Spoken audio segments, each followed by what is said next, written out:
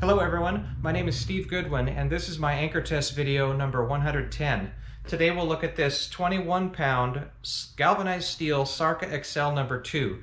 I have previously tested a 17-pound number 1 SARCA Excel and also this 50-pound SARCA Excel number 5. Now you might be wondering why bother testing an anchor in between these two others, and the reason is that it appears that the Excels do not scale down linearly when you scale the anchors down in size. And what happened is the smaller Excel performed at the bottom of its pack or similar sized anchors in a couple seabeds. It was poor in soft mud, poor in the cobblestone.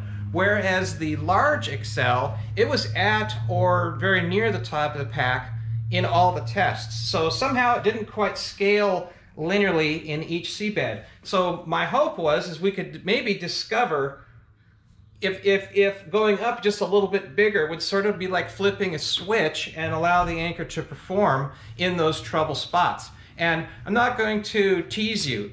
It's true, it did. This anchor did quite well in those problem areas. In the soft mud, this anchor was basically middle of the pack now, and in the cobblestone, it's actually at the very top of its group. So it went from being the worst in the cobblestone to being the best. Now in the sandy mud seabed, the number 1 Excel was top of the pack. Didn't matter if it was resetting, veering, or maximum holding power, it performed wonderfully. So I wasn't expecting a real deviation from a linear sort of a performance line with the number 2 Excel. The number 2 is about 20% bigger than the number 1. And to check that, I did multiple pulls. I pulled this anchor more than a dozen times and numerous pulls for the number 2 as well. And in the process of trying to find these exact holding power numbers, which by the way I failed at, I discovered that these anchors are roll unstable near their maximum holding power. And what I mean by that is that near the maximum holding, these anchors often will remain upright and then produce actually more holding power than my test boat can pull. But fairly frequently, not half the time, but let's say between a quarter and a half the time, these anchors will begin to roll and actually continue rolling until they release. They do always reset, and I'll mention that the point of these releases is still a very, very high holding power. Often it's higher than many competing anchors of similar size. Now the number 1 Excel used to occupy or hold a 5 ranking on my 1 through 5 ranking chart. It shared it with the 21-pound spade, but I've had to downgrade it. This now gets a 4 on that chart, and I can't really tell a difference in the max holding power between these two. So they're both getting a 4. It does leave the spade as the only anchor, or I should say the best anchor, in that sandy mud maximum holding power test. So speaking of the ranking chart, let's just dive right into the new numbers. And there's been a little bit of a reshuffle. Most noteworthy is that the new 21-pound Excel number 2 has occupied the top spot. We'll start off looking in the far left-hand column, the 180-degree reset in the sandy mud. And both these two Excels, the number 1 and the number 2, they are the best at that test. We already talked about the sandy mud holding at 5-to-1 scope. The veering test in sandy mud, the Excels are wonderful, the spade's wonderful. Viking was almost as good, just not quite. Next, in the cobblestone holding chart, the big change there is the Rockna used to be best in this class of anchors, but it's been downgraded to a 4 because the Excel number 2 is the best. It gets the 5. Soft mud holding. Now the Excel number 1, it was the worst of this group in the soft mud in terms of both holding and veering, but the Excel number 2 is pretty decent. It's not great, but at least it does dig in, it does make some holding power, and it does execute a veer. So I gave it a 2.5 in both of those soft mud columns. Clean sand holding was a little above average. It was quite good, and the clean sand veer was perfect. overall performance average of 4.1, so it's really a great all-around performer.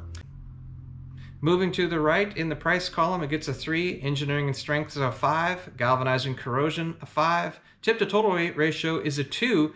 Notice that that's better than the Excel number 1. The balance of the anchor is better with the Excel number 2.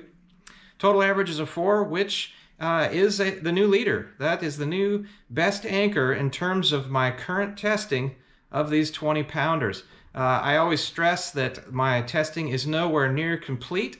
I will eventually add hard sand, perhaps some heavy weeds, and any other seabeds that I can find. But in terms of my current test beds and current testing, Excel number 2 gets the top spot.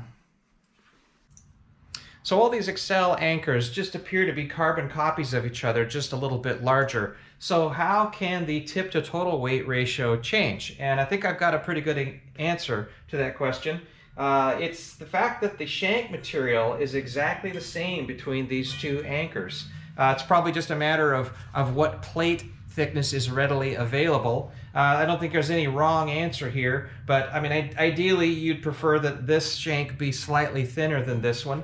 But what it means is that for the larger number 2 model, there's just more of its total weight down lower, and the tip to total weight ratio ends up at 22% versus 19% for the Excel number 1. That probably has a lot to do with why this anchor did so much better in the cobblestone. As far as that number 5 ranking goes in the engineering and strength column, I'd like to add that it's my personal opinion that this is the best built anchor that's currently available, perhaps ever. Some people would argue that maybe an original, genuine Bruce anchor is better built, and that's a good argument. That's a beautiful one-piece forging with excellent galvanizing, and boy, that's truly a lifetime anchor. But this one, it's a little better in my opinion. It gets the advantage of using high-strength steel in the shank, so it can be thinner and therefore have a better ability to penetrate. Overall, though, it's wonderful. What I like about it is there is no gaps, no laps, no crevices, no hollow tubes, no hollow shanks, no dissimilar metals, wonderful corrosion, wonderful galvanizing, no bolts, no connections. The tip of the anchor is a specially shaped, I don't know if it's cast or not, but somehow they've shaped this solid piece of stainless steel, welded it on, galvanized the whole thing. And what this stainless tip means is that when you scrape off the galvanizing, it doesn't rust, and you're free to be able to resharpen it with a file. They've just gone all out, and they've done everything they could to make this as strong and high quality as possible. So, gosh, I almost want to give it a 6 on my chart. I've tested some other brand anchors where asymmetry was an issue. Flukes that weren't aligned properly, shanks that weren't welded on straight. Sometimes shank material itself will be curved. All of these Excel anchors are built with a very high degree of precision. The Excel number 2 will accommodate 3 different shackle sizes. However, the smallest and perhaps a quite likely size, this is a 5/16 shackle, which is what would be required if you wanted to use 1/4-inch chain, and that's a perfectly reasonable choice for this size anchor. It'll actually go, but only with a fair amount of worry. Eventually gets through, and when it does, it's not binding or anything. A 3/8 shackle fits no problem, and a larger 7/16 shackle will also fit and not bind. Okay, let's get to some underwater clips, but I'm going to keep it short this time. There's no need to give you all of the resetting, all the boilerplate stuff. It's been shown numerous times before with these other Excels. So if you want to see it, go back and watch the number 1 or the number 5 videos. But what I will show you is some of these kind of interesting new findings. I'll show you some clips of these rollouts, and certainly the cobblestone performance, I'll give you that shot, and any other that I think are interesting. But in any event, I'll keep it real short. Enjoy.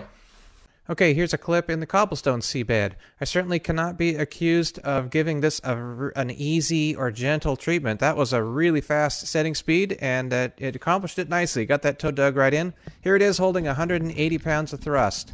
This is an 80-foot, mostly chain. Sorry, it's 80 feet of chain and just a little bit of rope, about 90 feet total, in only 3 feet of water. So we're looking at virtually infinite scope at the anchor, or no chain lifting. There's the anchor digging in once again and holding 180 pounds, and a third time holding 180 pounds. Note that the fluke is fully buried. That is really, really good performance. It's a very challenging seabed.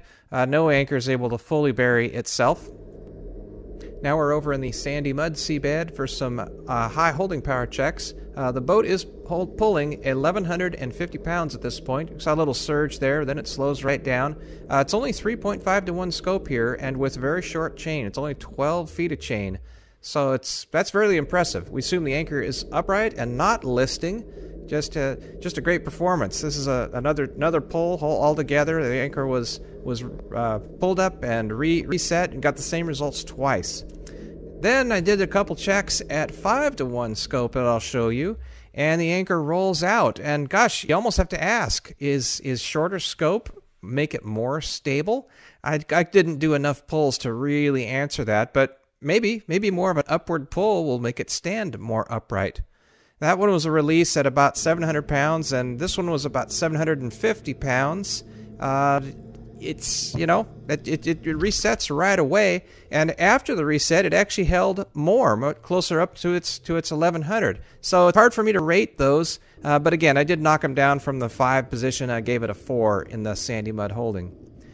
Here we are in the clean, loose sand seabed with a veer check, and look at that beautiful arc transcribing around the top there, and the anchor is not moving anywhere. That's as good as it gets for a veer. That's a 500-pound steady pull veer to starboard. Now the boat's straightened out and just pulling dead ahead at 1,150 pounds. And by my eye, there's a little movement and a lump sort of going on off to the left-hand side of the direction of pull. And I think that anchor is on its side.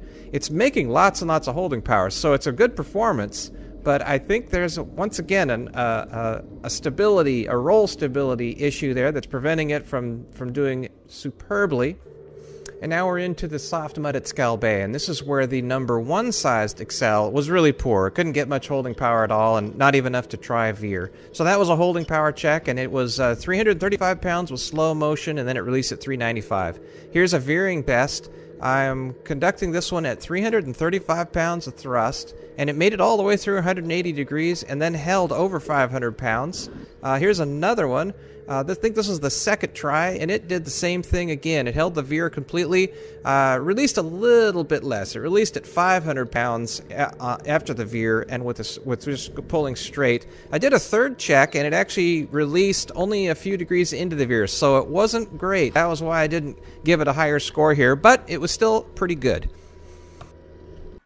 Okay, Excel number 2. There is our new top-ranked 20-pound range anchor for my current testing. I say current testing because I have not tested in, say, hard sands or thick weeds. Excel anchors are fairly light on the tip. It's possible that this unique shape and sharpness will be enough to get through those difficult to penetrate seabeds.